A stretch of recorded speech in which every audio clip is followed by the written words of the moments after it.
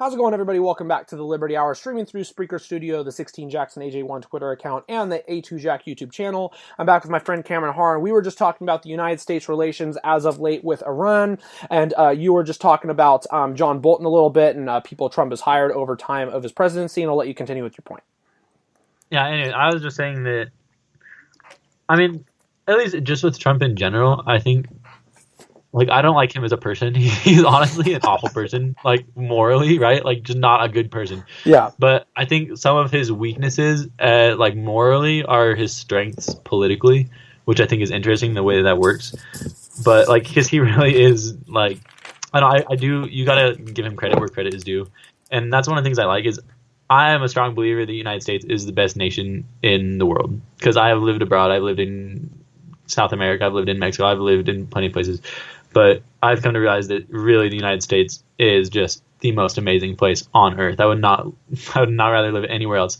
So I do like that he's at least he doesn't do what he doesn't apologize for being America like other administrations, specifically Obama, has done. He's I like that we're not apologizing. I like that we're kind of showing more influence, and that they're standing up for our country, if that makes sense. I really like that about the Trump administration. That's something that they do better than Obama did.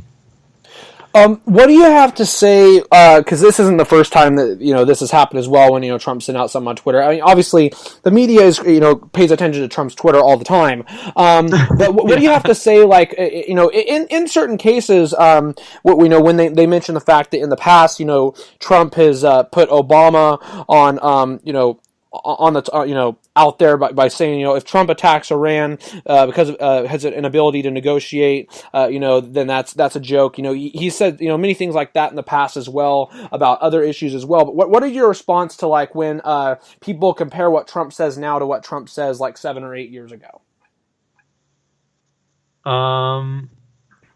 What do you mean, tweets, stuff that Trump says now compared to what Twitter? Trump... Yeah, what he says on Twitter and his thoughts on certain things. Issues-wise in the country? I don't know, because just look at Trump's past. The guy is, he is crazy. Come on, the stuff he said in the past, some of the stuff he says is just ridiculous, and I don't think you can take, especially before he ran for president, I don't think you can take a lot of the stuff that he said seriously.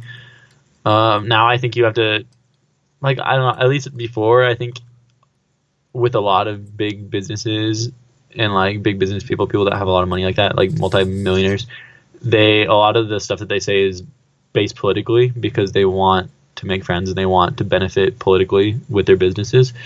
And I think you have to take him more seriously for what he says now than what he said 7 or 8 years ago, right?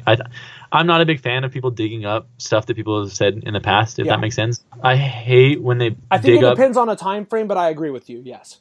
I don't think they should be digging stuff up about politicians or about actors that they tweeted 7-8 years ago. They're different people. People learn, people change.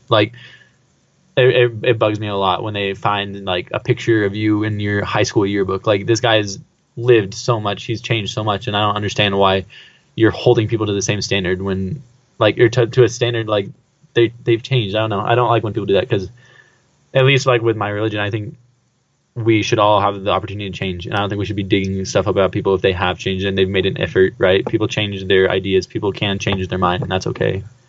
We've seen that a lot with athletes as well, that have, been drafted or that have planned on, going into the NBA or NFL draft. And, even the sports media will dig stuff up about them in the past. It's 7, 8 years old. And that's something that I don't like. Some people think, oh, that's newsworthy. That's going to get a lot of clicks right now and stuff like that. That's one of the main issues that I have when it comes to certain things in journalism. I mean, as a journalism major, I understand that, journalists and everybody, we have a responsibility to get out the news to everybody and, report the important things. And if you're going to report something like that, that's fine, but I think that we as a society should also have a responsibility to understand the fact that while people may have said these disgusting things, 6, 7, 8 years ago, they might not be the same person now. I would just say that you do need to pay more attention to what that person says now because of what they've said in the past. I just don't think you should necessarily judge them off it. For example, I'm a fan of the WWE. I've gotten back into that the last year. There's a person in the WWE right now, his name's Lars Sullivan, and he has been under a lot of criticism, controversy lately because of some things he said that were racist, anti-Semitic, or certain things. There there were a couple things he said that I actually didn't have as much of an issue with. But if you go and you look at his an entire thread of what he said, there's some things in there that are just blatantly racist or sexist. That's something that's very bad, and obviously the WWE shouldn't have that as a part of their product. But it is also something he said back in 2011, 2012. So it's very hard to determine if that person, has the same intentions or beliefs now. And I always do believe on judging a person more of the recent now than the past. It's just hard in today's world having to have a company or somebody like that represent you, if people are going to look at them just for their values off that. It's a very tough issue.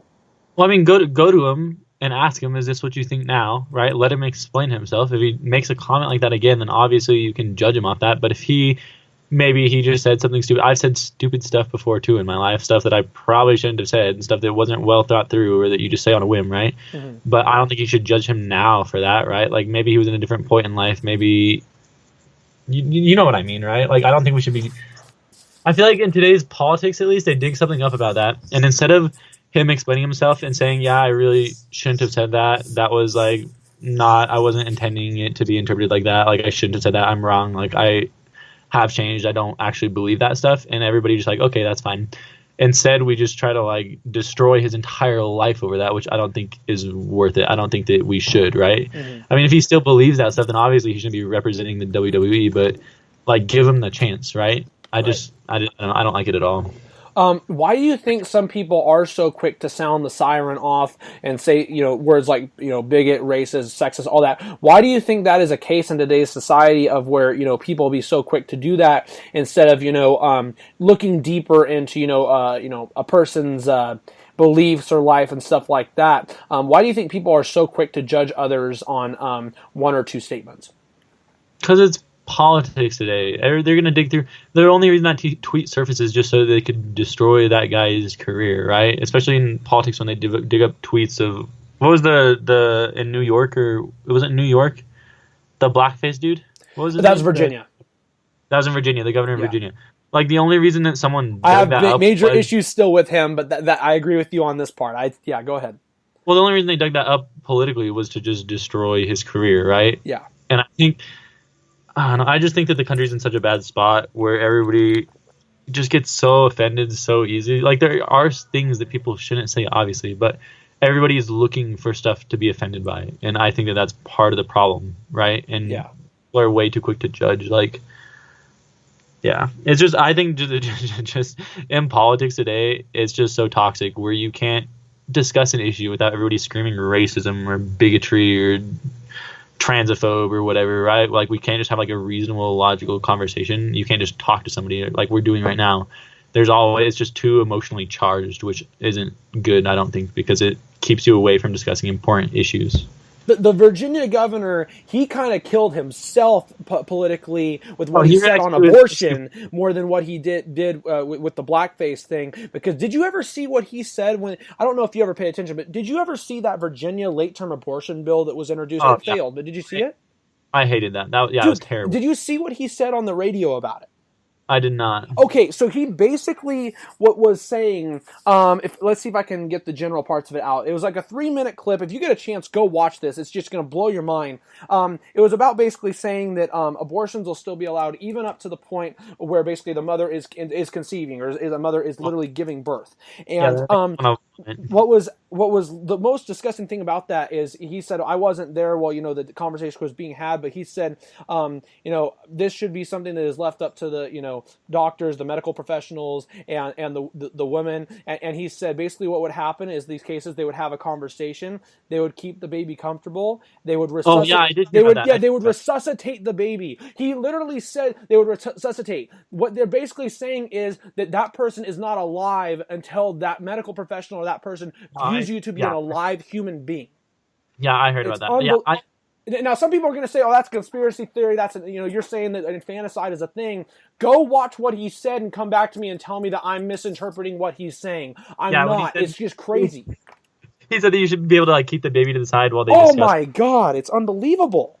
Well, and I think at least the law going in Alabama right now, I think that when Virginia passed that, I think people in Alabama, I was upset about that law because I think it's disgusting, right? am very anti-abortion. I'm pro-choice, but I think you make the choice when you have sex to have a baby, right? That's when you make the choice, not 6 months later. Okay, so That I can agree with. Yes, I don't know. Like I think the second part of your conversation, what you said, I agree with 100%.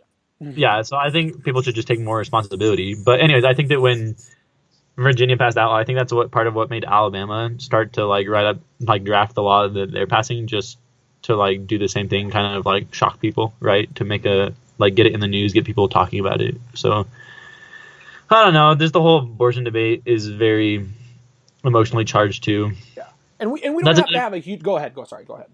Oh no, that's another thing that just like it's just so emotionally charged. Where as soon as it's hard to have a logical conversation with people when they just shut you down and they say like men shouldn't have an opinion about women's bodies when like really it has nothing to do with the women's body and everything to do with the babies, right?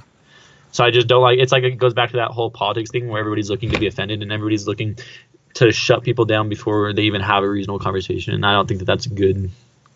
Well, and see, to me, it's not even about that. And this is coming from a person who, I'm not pro-choice 100%, but I'm definitely more pro-choice than I would assume you are. But yeah. I do think, obviously when people say, men shouldn't have a choice when it comes to, what the woman's bodies or whatever, I'm sorry, if you're the boyfriend or you are the husband in a case of having a say in your child's life, you had a say in that when you were dealing, you should totally have a say in that. What the hell is that for equality? If you're going out there and you're saying that equality is going to be a thing, but you don't have a say in this kid's life, what is that for equality?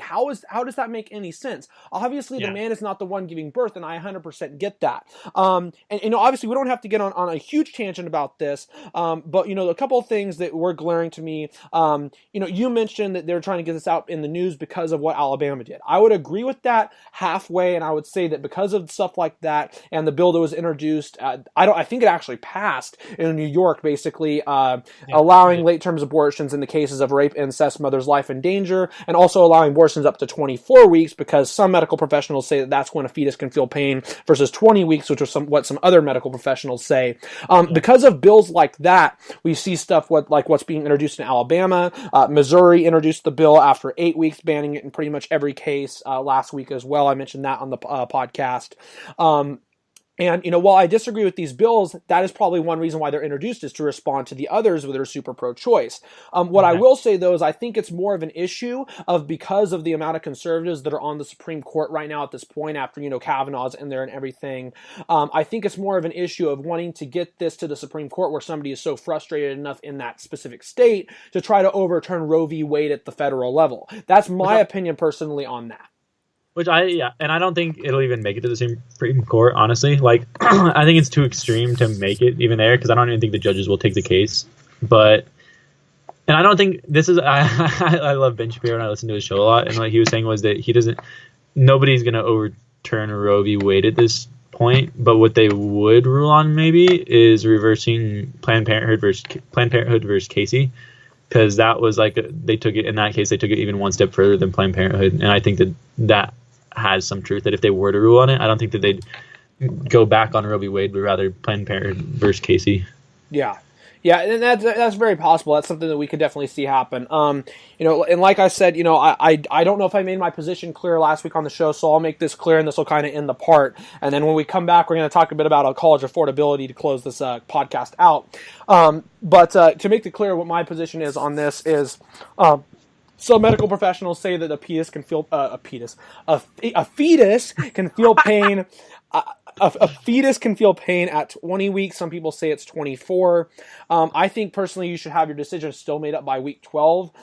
But personally, I'm fine with it pretty much in up to 20 weeks where a fetus, right before a fetus is capable of feeling pain, except in the cases of if a mother's life is threatened. Even in cases, in my opinion, of rape and incest, you should still have made the decision to have that abortion by that point in time.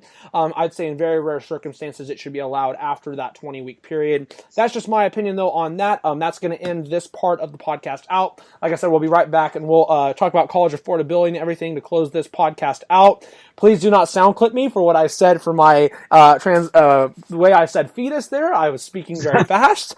We'll be right back with Cameron Harr for part 6 of the Liberty Hour. Stay tuned.